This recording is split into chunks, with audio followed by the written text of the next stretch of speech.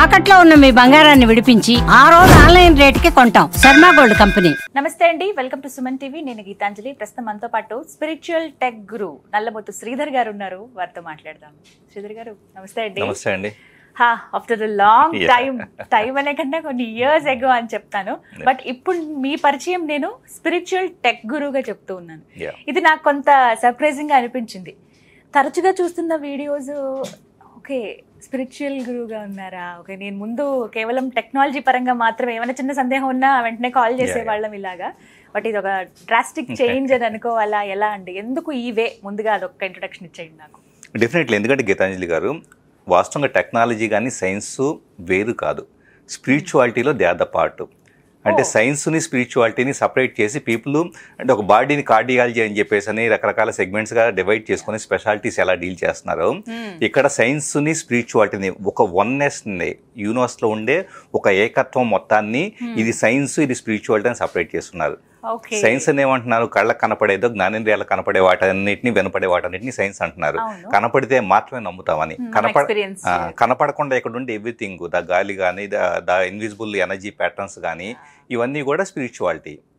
So visible గా ఉండే matter ఏదైతే ఉందో విశ్వంలో 100%లో 85% మ్యాటర్ వచ్చి ఇన్విజిబుల్ గా ఉంటుంది, అది స్పిరిచువాలిటీ. 15% మాత్రమే పదార్థాలు, మనుషులు, గ్రహాలు, జీవజాతులు ఉంటాయి. ఆ 15% వచ్చేటప్పటికి సైన్స్. ఈ రెండింటిని కలిపి ఒకటి ఉన్నప్పుడు 15 నుంచి ఇప్పుడు 85 వరకు ఇలా పూర్ణత్వం తీసుకురావడానికి అది నిజంగా ఒక గొప్ప మార్పు, ఒక మంచి ప్రయాణం సార్ మీది. చాలా సక్సెస్ఫుల్ గా ఈ జర్నీలో ఉన్నారు మీరు.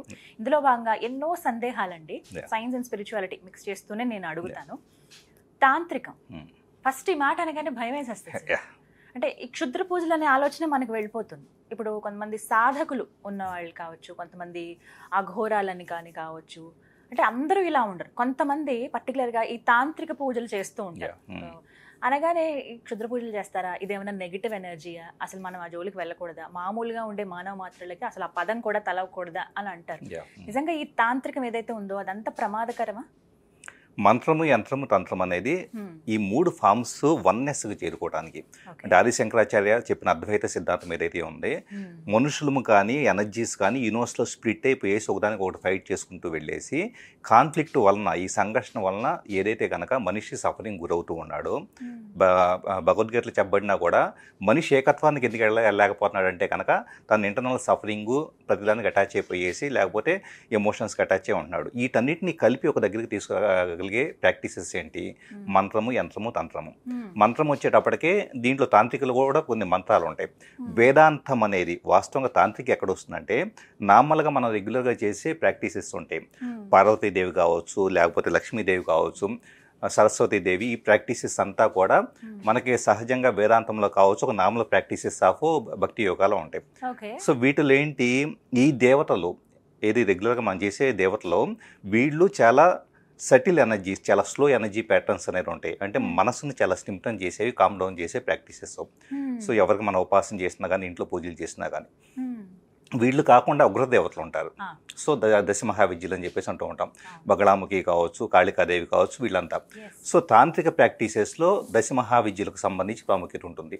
తాంత్రిక ప్రాక్టీసెస్లో ఏమవుతుందంటే ఈ ముగ్గురు ఎవరైతే కనుక మనం అనుకుంటున్నాం, సరస్వతీదేవి కావచ్చు, లక్ష్మీదేవి కావచ్చు, వీళ్ళు ముగ్గురు మనం అనుకుంటున్న ప్రాక్టీసెస్లో శరీరంలో మూలాధార, స్వాదిష్టాన, మణిపూరక కింద 3 చక్రాస్ యాక్టివేషన్ మాత్రమే ఉంటుంది.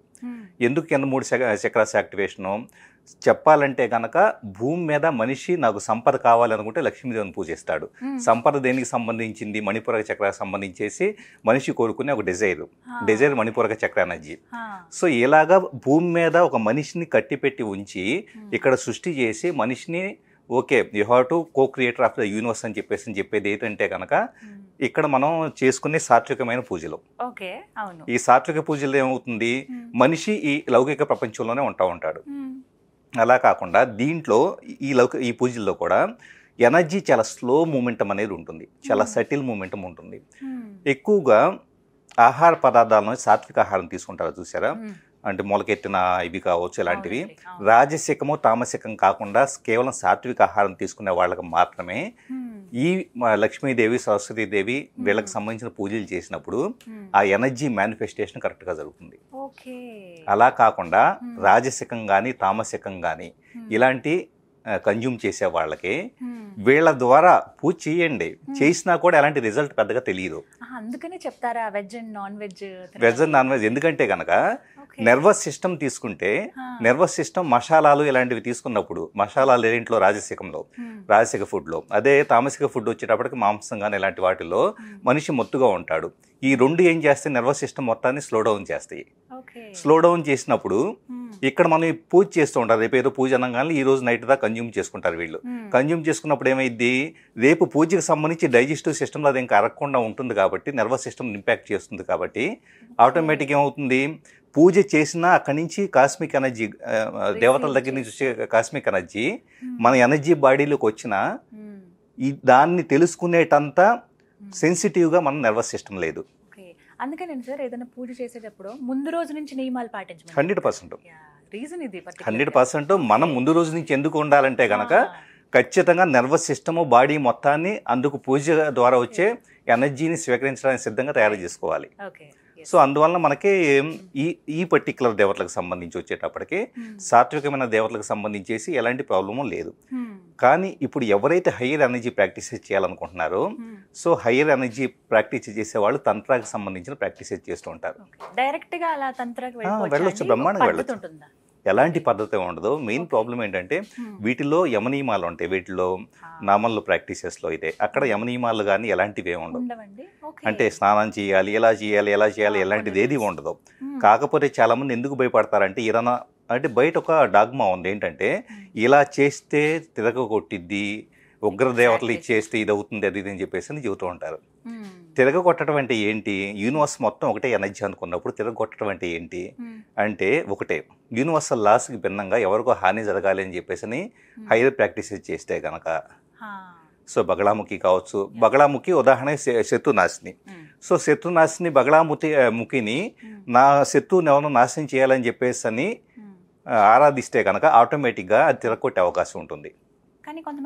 చేస్తారు, అది ఈ క్షణానికి ఫలితం అవచ్చు కానీ ఎప్పటికైనా ప్రాబ్లం ఉంటుంది. రెండోది అసలు నిజమైన శత్రునాశిని ఎలాగంటే బగళాముఖినే తీసుకోండి, మన యొక్క ఈ ఏరియా మొత్తము కూడా ముఖము ప్లస్ ఎంత స్తంభించేలాగా కంఠం కానీ స్తంభించేలాగా చేస్తాయి. ఎలాగా మన నోటి నుంచి ఒక అపార్థం సృష్టించే మాట కూడా రాకుండా మన నోరు కంట్రోల్లో ఉండేలాగా, మన ఎనర్జీ ప్యాటర్న్స్ కంట్రోల్ ఉండేలాగా ఎవరైతే ఉపాసన చేస్తున్నారో ఆ వ్యక్తి కూడా పూర్తి కంట్రోల్ స్టేట్కి వస్తాడు. ఓకే, అందుకే అమ్మవారి రూపం కూడా ఇలా ఎదుట నాలికని ఇలా చేస్తున్నట్లు ఉంటుంది. ఎగ్జాక్ట్లీ. సో మనకి ఫస్ట్ మనకే మన ఇంటర్నల్ ఈగోని కానీ మన internal expression of the speech కానీ నెగిటివ్ థాట్స్ని కానీ వీటన్నిటిని కట్ చేస్తుంది. మనం ఏం చేస్తామంటే ఓన్లీ శత్రువుని మాత్రమే అంటే ఎక్స్టర్నల్ ఫోర్సెస్ మాత్రమే కాదు మన ఇంటర్నల్గా ఉండే బ్లాకేజెస్. ఇప్పుడు నేను సరిగా మాట్లాడలేదు అనుకోండి, నేను మిమ్మల్ని తిట్టాను అనుకోండి, ఆటోమేటిక్గా మీరు నన్ను తిడతారు, నాకు ప్రమాదం పొంచి ఉంటుంది. ఫస్ట్ ఆ స్టిమ్యులెంట్ ఏదైతే ఉంటుందో ఇక్కడ కరెక్ట్ చేస్తుంది. సో ఇలాంటి ప్రాక్టీసెస్ ఎప్పుడు కూడా మన వెల్ఫేర్ కోసం, మన ప్రోగ్రెషన్ ఆఫ్ ద స్పిరిచువాలిటీ కోసం చేయాల్సి ఉంటుంది. రెండోది వీటిల్లో వామాచారం అని చెప్పేసి దక్షిణాచారం అని 2 రకాలు ఉంటాయి. చాలామంది ఎందుకు భయపడతారంటే తాంత్రికం అంటే వామాచారంలో వచ్చి ఈ ఆల్కహాల్ తీసుకోవడం కావచ్చు, సెక్స్వల్ ప్రాక్టీసెస్ ద్వారా కావచ్చు, ఇలా కొన్ని ఉంటాయి, మాంసం తీసుకోవడం కానీ ఉంటాయి. ఏంటి ప్రాక్టీసెస్ ఏంటి, ఆల్కహాల్ తీసుకోవటం ఏంటి, ఇదేంటి అని చెప్పేసి పీపుల్ ఒక డాగ్మా, ఒక బ్లాకేజ్ ఉంటుంది. వామాచారంలో వాస్తవంగా లెఫ్ట్ హ్యాండెడ్ ప్రాక్టీసెస్ అంటారు. లెఫ్ట్ హ్యాండెడ్ ప్రాక్టీసెస్ అన్నిట్లో కూడా అవి ఎందుకు ఉన్నాయి, ఒక ప్రాక్టికల్ సైంటిఫిక్ ఎక్స్ప్లెనేషన్ చూస్తే మనిషి ఎప్పుడు ఒక పద్ధతి అని చెప్పేసి ఒక హార్మోనీలో ఉంటాం. ఓకే, పద్ధతి అని చెప్పేసి అనుకుంటే ఇప్పుడు బాగా నీట్గా ఉండి ఇల్లు తీసుకుందాం, ఒక మురికివాడ తీసుకుందాం. ఓకే, పద్ధతిగా ఉన్న వ్యక్తి మురికివాడకి వెళ్ళంగానే అతని ఎనర్జీ ఫీల్డ్ ఏమవుతుంది, చీచీచా అని చెప్పేసి ఒక రకంగా కుంచుకుపోతాడు. మరి విశ్వానికి మురికివాడ ఒకటే, పద్ధతి ఒకటే, రెండు ఒకటే. విశ్వానికి డిఫరెన్స్ లేనప్పుడు అద్వైతానికి అంటే మంచి చెడు అని చెప్పేసి ఇది పద్ధతిగా లేదు, ఇదిగా ఉందని చెప్పేసి డిఫరెన్స్గా ఎవరు క్రియేట్ చేస్తున్నారు, హ్యూమన్ మైండ్. సో మన మైండ్ శ్మశానాన్నేమో ఒక బ్లాక్డ్ ఎనర్జీగా చూస్తుంది, ఈ పర్టికులర్ చేతిలో వచ్చేటప్పటికే కళేబరాలు తీసుకున్నా కానీ లేకపోతే కనుక స్కల్లు తీసుకున్నా కానీ వీటిని బ్లాక్ ఎనర్జీగా భయపడుతూ ఉంటాం. ఇవన్నీ ఉన్న ఒక అమ్మవారి రూపం చూడగానే భయపడిపోతాం. సో ఈ రెండు మంచి చెడు ఇక్కడ డిఫరెన్స్ ఏమీ లేవు, మొత్తం ఉన్నది ఒకటే అని చెప్పేసి అనే ప్రాక్టీసెస్ వామాచారం. అంటే నెగిటివ్గా జడలు విరబోసుకొని పూర్తిగా స్నానం చేయకుండా అఘోరాలు కానీ లేకపోతే నాగసాధువులు కానీ ఎవ్రీథింగ్ రకరకాల ప్రాక్టీసెస్ ఎందుకుంటాయి అంటే because there is no separation between good and bad. Universe అంతా ఒకటే. ఈ ప్రాక్టీసెస్ ద్వారా మమ్మల్ని మేము సాధకులుగా ప్రూవ్ చేసుకుంటూ మేము వీఆర్ గోయింగ్ టు అద్వైత అని చెప్పేసి అనేది శివుడికి చేరుకుంటున్నాం అనేది ఆ ప్రాక్టీస్. అంతేగాని మనకు తెలియకుండా వార్తాపత్రికల్లో వీటన్నిటిలో ఏం చేస్తున్నారంటే క్షుద్ర పూజలు చేస్తూ ఉంటారు, ఇలా చేస్తూ ఉంటారు, కొన్ని పదాలను వాడుకొని మనం భయపడుతూ ఉంటాం. ఎగ్జాక్ట్లీ. ఇంకొకటి ఇక్కడ టెంపుల్కి వెళ్తే ఏం జరుగుతుందంటే ఎక్కడైనా ఫర్ ఎగ్జాంపుల్ ఉగ్ర రూపంలో ఉన్న అమ్మవారి దగ్గరికి వెళ్ళి దండం పెట్టుకోపోరంటే అక్కడ రూపాన్ని చూడగానే పీపుల్ భయపడతారు. సో బ్లడ్ వస్తున్నట్లు రకరకాలుగా అని చెప్పేసి అనుకోండి. ఏమైంది, ఎందుకు భయపడుతున్నారు అంటే మీ ఇంటర్నల్గా మూలాధార చక్ర భయం అనేది మూలాధార చక్ర ఎనర్జీ బ్లాకేజ్. దేని గురించైనా భయం ఏర్పడుతుందంటే అమ్మవారైనా కూడా ఉగ్రరూపంలో అమ్మవారైనా కానీ మీ సమస్యల గురించి భయం ఏర్పడుతున్నా కానీ మీ లైఫ్ గురించి భయం ఏర్పడుతున్నా కానీ you have blocked energy at మూలాధార చక్ర. సో భయం కలిగించే అంశం అనేది స్టిమ్యులెంట్ ఎదురుగా కనపడంగానే ఇంటర్నల్గా మూలాధార చక్రాలో రెజినేట్ అయిపోయేసి భయం అనేది పుట్టుకొస్తుంది. అంటే అక్కడ మనం ఏం చేసుకోవాలి, మూలాధార చక్రాలో నాకు బ్లాకేజ్ ఉంది, భయం పుట్టుకొస్తుంటే మూలాధార బ్లాకేజ్ ఉంది అన్న విషయం ఐడెంటిఫై చేసుకొని దానికి కొన్ని గ్రౌండింగ్ ప్రాక్టీసెస్ చేసుకుంటే కనుక కొన్నాళ్ళకి అమ్మవారి దగ్గరికి వెళ్ళినా కూడా భయం ఏర్పడదు. సో ఇలాగ ఎక్స్ప్లోర్ చేసుకుంటే వెళ్తే మనకే తాంత్రికం అనేది భయంకరం కాదు. తంత్రం ఎవరైనా బ్రహ్మాండంగా ప్రాక్టీస్ చేసుకో. ఇంకొకటి ఏంటంటే ఉమెన్ చేయకూడదు ఇలాంటివి కూడా అక్కడ ఏమి ఉండదు, ఎవరైనా చేయొచ్చు. కానీ సాధారణంగా చూడండి సార్, మహిళలు చాలా అరుదుగా చూస్తాం తాంత్రిక పూజలు. అలా చేస్తేనే అమ్మో నెగిటివ్ అనే భావనలోకి వెళ్ళిపోతాం. కానీ ఇప్పుడు ఆ భయం అనేది అవసరం అంటే ఏం లేదండి. హైయెస్ట్ ఎనర్జీ, ఎందుకంటే నేను ప్రాక్టికల్గా నేను చేస్తూ ఉంటాను కొన్ని ప్రాక్టీసెస్. హయ్యర్ మంత్రాసుకు దశమహావిద్యలో వీటిలో ప్రాక్టీస్ చేసినప్పుడు ఏమవుతుందంటే ఈ థర్డ్ ఐ చక్ర ఈ ఏరియా అంతా కూడా ఇక్కడ ఫర్ ఎగ్జాంపుల్ ఈ ఏరియా అంతా కూడా ఒక్కసారిగా గుంజేస్తున్నట్లు కానీ ఒక్కోసారి ఈ పర్టికులర్ ఐకి సంబంధించి మజిల్స్ ఉంటాయి, ఆ మజిల్స్ టైర్డ్ అయిపోయేసి కళ్ళు మూతలు పడిపోతూ ఉంటాయి. ఒక్కోసారి ఇదంతా కొన్నిసార్లు నాకు స్టార్టింగ్లో మూలాధార యాక్టివేట్ చేసుకోకుండా నేను ప్రాక్టీస్ కొన్ని మంత్రాలు చేస్తే తెల్లారు లేసేటప్పటికి కన్నంతా కూడా ఎంత లవ్ పొడుచుకో వచ్చేస్తుంది, వాచిపోయింది. అప్పుడు దాన్ని రియలైజ్డ్ అంటే ఇదేంటి గురువు లేకుండా చేయకూడదని అంటారు. ఎందుకు గురువు లేకుండా ఎందుకు చేయకూడదు అంటే కనుక నర్వస్ సిస్టమ్ అనేది హ్యూమన్ బాడీలో నర్వస్ సిస్టమ్ అనేది కొంతవరకు మాత్రమే శక్తిని తట్టుకోగలుగుతుంది. ఒక్కసారిగా మనం ప్రాక్టీస్ చేసినప్పుడు ఎనర్జీ అంతా కూడా కాస్మిక్ ఎనర్జీ అంతా ఎక్కువగా వస్తుంది, మంత్ర ద్వారా కూడా నర్వస్ సిస్టమ్ అనేది డిస్టర్బ్ అవుతుంది. కాబట్టి స్టార్టింగ్లో 11 times చేయటం కానీ ఇలాంటివి చేసుకుంటే వెళ్ళిపోతే ప్లస్ గ్రౌండింగ్ ప్రాక్టీసెస్ దానికి సంబంధించి ప్రాణాయామం చేయాల్సి ఉంటుంది. సో ఇవన్నీ చేసుకుంటే కింద దగ్గర నుంచేమో స్టెబిలైజ్ ఉంటుంది, అట్ ద సేమ్ టైం ఈ సైడ్ ఎఫెక్ట్స్ ఉండవు. సో చాలా ప్రాక్టీసెస్ అండి, చాలా నిజం చెప్పాలంటే హయ్యర్ ప్రాక్టీసెస్ యూనివర్స్లోకి చాలా ఈజీగా వెళ్ళగలిగేది తాంత్రికమే. ఇలాగా ఒక అమ్మవారను లేకపోతే ఒక గురువుని తలుచుకుని కొంతమంది చేస్తూ ఉంటారు, లేకపోతే ఒక దేవుడు ఎవరైనా సరే అలా మనం రీచ్ అవ్వచ్చు. ఇప్పుడు మీకు వాస్తవంగా వీటిలో ఉండే బీజాక్షరాలు ఏవైతే ఉంటాయో ఆ బీజాక్షరాలే హైయెస్ట్ రెజినేట్ అవుతూ ఉంటాయి. ఆ బీజాక్షరం పఠించినప్పుడు ఏమవుతుందంటే కంప్లీట్ రకరకాల ప్లేసెస్లో ఓం హ్లీం క్లీమ్ ఇలాంటివి ఉంటాయి చూసారా, హ్రీమ్ అని చెప్పేసి ఇవంతా కూడా ఒక కొన్ని దగ్గర ఎనర్జీ ప్యాటర్న్స్ క్రియేట్ చేసి నర్వస్ సిస్టంలో బ్లాకేజెస్ ఎప్పుడు కూడా మన సమస్యలు చిన్నప్పటి నుంచి మనం చేసిన సమస్యలు కానీ ఫేస్ చేసిన ఎనర్జీ బ్లాకేజెస్ అన్నీ టిష్యూ లెవెల్లో పెయిన్ బాడీగా పెనెట్రేట్ అయి ఉంటాయి.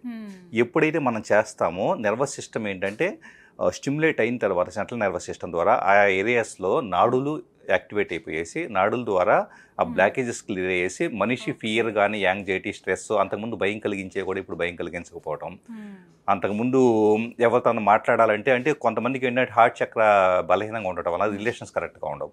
సో ఒక ప్రాపర్ కమ్యూనికేషన్ పెరగటం ద్వారా రిలేషన్స్ ఉండటం ఎన్నో రకాల అడ్వాంటేజెస్ అండి. నిజంగా చెప్పాలంటే ఒకప్పుడు నేను మంత్రాలని చాలా తక్కువగా చూసేవాడిని, ఎందుకంటే ఎక్కువ మెడిటేషన్ ఉండేవాడిని. మెడిటేషన్తో పాటు నేను మంత్రాలు స్టార్ట్ చేసిన తర్వాత ఆ ప్రోగ్రెషన్ అద్భుతంగా జరుగుతూ ఉంది. ఎవరైనా చేయొచ్చు అండి. కాకపోతే బ్యాలెన్స్డ్గా మరి ఎక్కువ సార్లు ఒక మంత్రం ఉంది కదా అని చెప్పేసి అని మనకు ఎలా ఉంటుందంటే కొన్ని వందల సార్లు పఠిస్తే కనుక అద్భుతమైన రిజల్ట్స్ వస్తాయని ఎవరో చెబుతారు. అందుకని టకటకగా చేసుకుంటే వెళ్ళిపోతారు.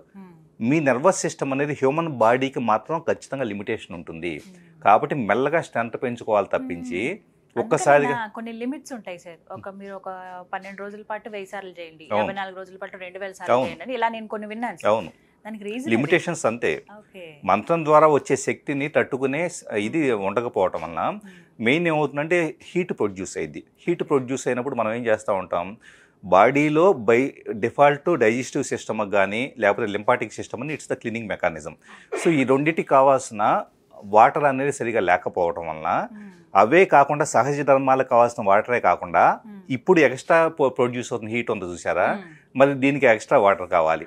అప్పటిదా 2 లీటర్స్ తీసుకుంటే మంత్రాలు ఎక్కువగా చేసేటప్పుడు 4 లీటర్స్ తీసుకోవాలి. లేకపోతే బాడీ అంతా కూడా విపరీతంగా తయారవుతుంది. లేకపోతే శీతలి లాంటి కొన్ని ప్రాక్టీసెస్ ఉంటాయి, నాలుగు ఇలా పెట్టేసి అలాగా. సో ఆ టైప్ ఆఫ్ ప్రాక్టీసెస్ చేసినా కూడా కూల్ అవుతుంది బాడీ. కొత్త విషయం అయితే తెలుసుకున్నాను సార్. డెఫినెట్గా దీనిపైన ఇంకా మరిన్ని వీడియోస్ చేద్దాం అందరికీ తెలిసేలాగా. ఇది ఏజ్తో కూడా సంబంధం, ఎలాంటి ఏజ్లో ఉన్న వాళ్ళైనా చేయొచ్చు అండి. Thank you so much sir. Welcome అండి. నమస్తే. నమస్తే.